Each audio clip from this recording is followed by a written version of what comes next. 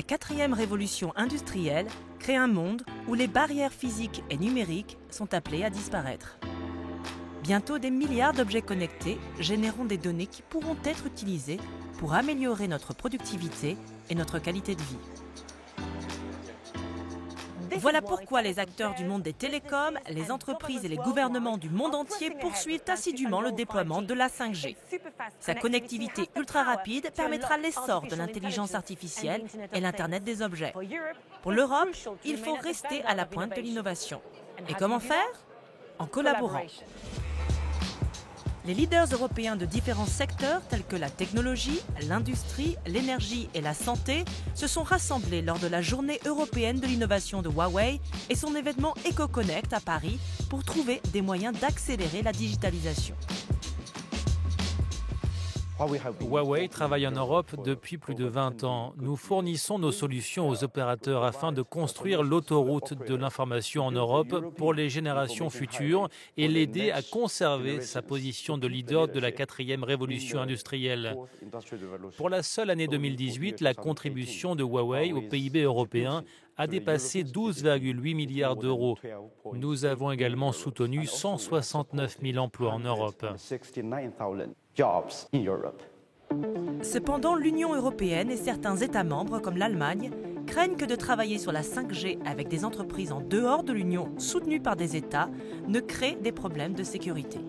Selon eux, l'Europe serait plus vulnérable aux cyberattaques et trop dépendante de fournisseurs étrangers.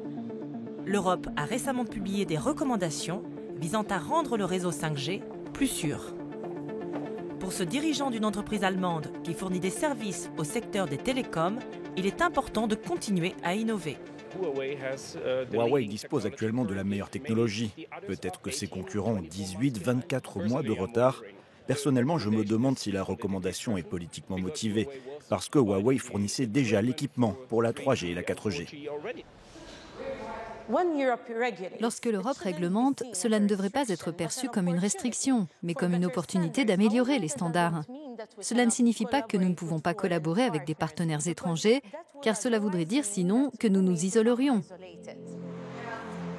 Huawei estime que son expertise est essentielle pour aider l'Europe à saisir de nouvelles opportunités, telles que l'intelligence artificielle.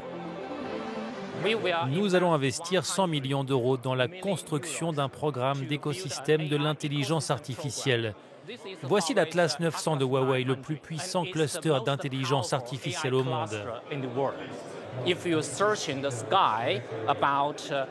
Si vous regardez le ciel, il y a environ 200 000 étoiles. Pour les identifier de façon traditionnelle, cela prend aux scientifiques environ 74 heures. En utilisant notre Atlas 900, il ne faut que 10 secondes. It only needs 10 seconds. L'intelligence artificielle, ce n'est pas seulement les robots, l'informatique et les usines intelligentes, c'est aussi des applications dans la vie quotidienne des gens. Bonjour Alex, parlez-nous de StorySign. C'est une histoire qui me tient vraiment à cœur. J'ai une fille de 3 ans et j'aime lui lire des histoires le soir.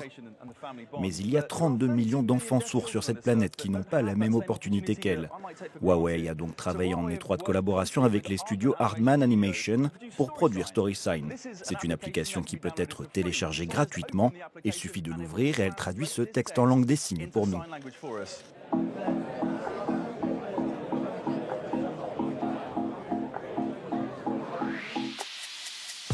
L'inclusion numérique est au cœur de la stratégie de Huawei. Son projet Tech for All vise à améliorer la vie des gens grâce à la technologie. L'entreprise affirme que la sécurité est une priorité.